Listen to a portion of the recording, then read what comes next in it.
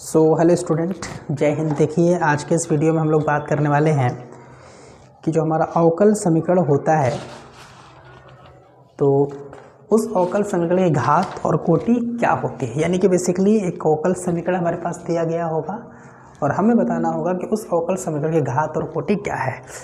मैं आपसे कहना चाहूँगा स्टूडेंट कि अगर आप ये वीडियो लास्ट तक देख लेते हैं तो आपका 1-2 नंबर जो है फिक्स हो जाए, क्योंकि पेपर में 1 या 2 अवकल समीकरण ऐसे ज़रूर दिए गए होते हैं 1-1 नंबर में या फिर 2-2 नंबर में, जिससे कि आपको पूछा जाएगा कि आप बताइए कि उस अवकल समीकरण की घात कितनी है या फिर कोटि कितनी है। ठीक है ना स्टूडेंट।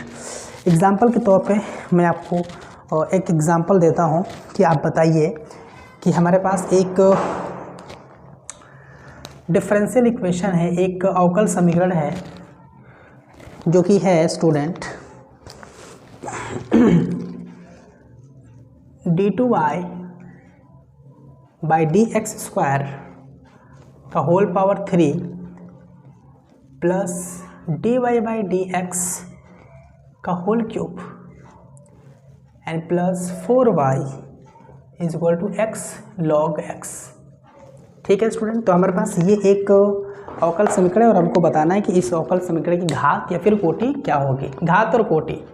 ठीक है स्टूडेंट। तो सबसे पहले आप समझिए कि ऑर्डर का मतलब क्या होता है। ऑर्डर का मतलब होता है कि किसी फंक्शन को कितने बार डिफरेंशिएट किया गया है। ठीक है। ऑर्डर का मतलब किसी फलन को कितने बार डिफरेंशिएट किया गया है किसी अवकल समीकरण में, वही हमारी ऑर्डर होती है, यानी कि कोटि होती है। ठीक है। dy बाई dx का मतलब हुआ कि फलन को एक बार अवकलन किया गया।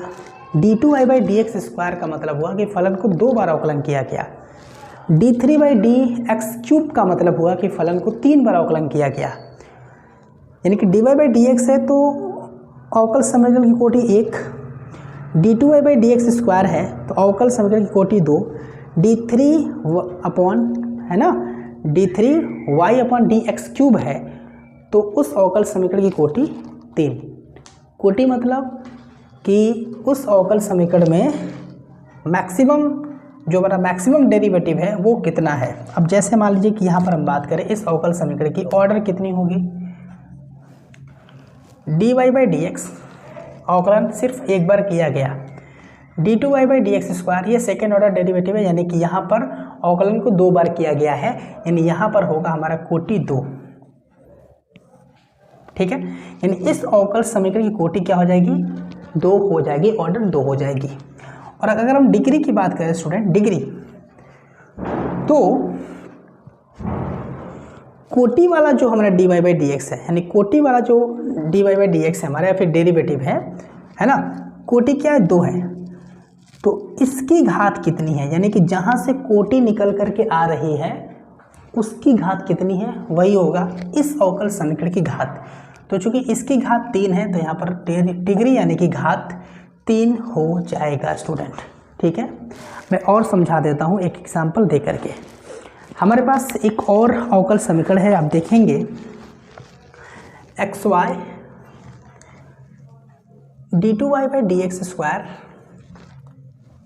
Plus x dy by dx का whole square minus y dy by dx is equal to 0।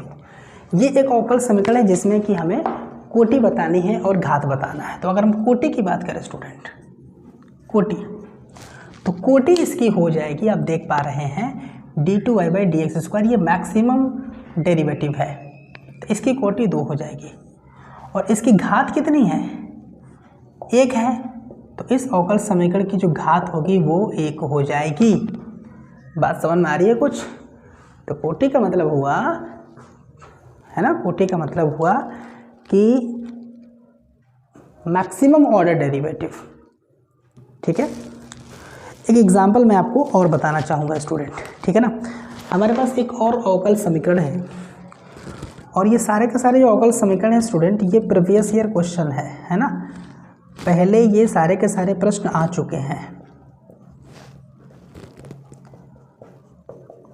ठीक है।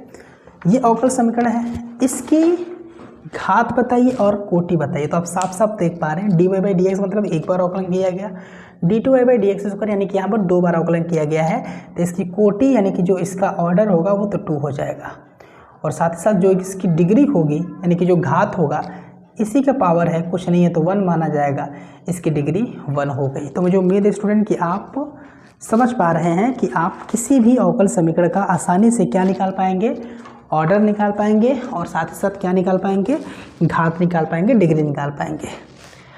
एक क्वेश्चन और है हमारे पास, d2x बाय, है ना, d2x/dy², ठीक है, plus √1 plus dx/dy² and this is equal to 0, और ये किसके बराबर है, 0 के बराबर है। तो पहले बात तो ये होती है स्टूडेंट कि हमारे पास जो भी अवकल समीकरण दिया हुआ है वो रूट में नहीं होना चाहिए। पहले तो आप रूट हटाइए, तो रूट हटाने के लिए इस चीज़ को हम उस तरफ लेकर के जाएंगे, तो हमें मिलेगा d2x/dy² इक्वल टू माइनस का रूट में 1 प्लस dx/dy²। ठीक, अब हम क्या करेंगे कि रूट हटाएंगे, और रूट हटाने के लिए दोनों तरफ क्या करेंगे, स्क्वायर करेंगे, दोनों तरफ क्या करेंगे, स्क्वायर करेंगे। तो जब स्क्वायर करेंगे तो क्या मिलेगा हमको, हमें मिलेगा d2x/dy² इक्वल टू माइनस का स्क्वायर प्लस, और ये रूट हटेगा 1 प्लस dx/dy²। तो ये आ गया हमारे पास एक अवकल समीकरण जिसमें कि कोई रूट नहीं है। अब बताइए इसमें ऑर्डर क्या होगा, ऑर्डर मतलब मैक्सिमम ऑर्डर डेरिवेटिव। तो ये देखिए तो d2y/dx² है ना, मैक्सिमम ऑर्डर 2 है हमारा, तो यहाँ पर कोटि जो होगा ऑर्डर वो 2 हो जाएगी, और डिग्री की अगर हम बात करें तो डिग्री यहाँ पे हो जाएगा इसी का घात, जहाँ से कोटि निकला उसी का घात 2। तो मैं उम्मीद कर पा रहा हूँ स्टूडेंट कि आप चीज़ों को समझ पा रहे हैं। एक अवकल समीकरण और है हमारे पास जिसका कोटि और क्या बताना है, घात बताना है। देखिए तो d2y/dx² minus x²y equal to 0, तो इसकी ऑर्डर क्या हो जाएगी, साफ साफ दिख रहा है 2, और इसका डिग्री, इसका घात क्या हो जाएगी, इसका घात 1 है, बस और कुछ नहीं है, इसमें कोई बहुत बड़ी बात नहीं है। किसी भी अवकल समीकरण घात या फिर कोटि निकालना बहुत आसान होता है। ठीक है स्टूडेंट, सबसे पहले हमको क्या देखिए कि वो जो अवकल समीकरण है उसमें मैक्सिमम ऑर्डर डेरिवेटिव क्या है, ठीक है ना, वो आपको देखना है। उसकी जो कोटि होगी वही उस अवकल समीकरण की कोटि है, और उस कोटि का जो घात होगा वही हो जाएगा उस अवकल समीकरण का घात।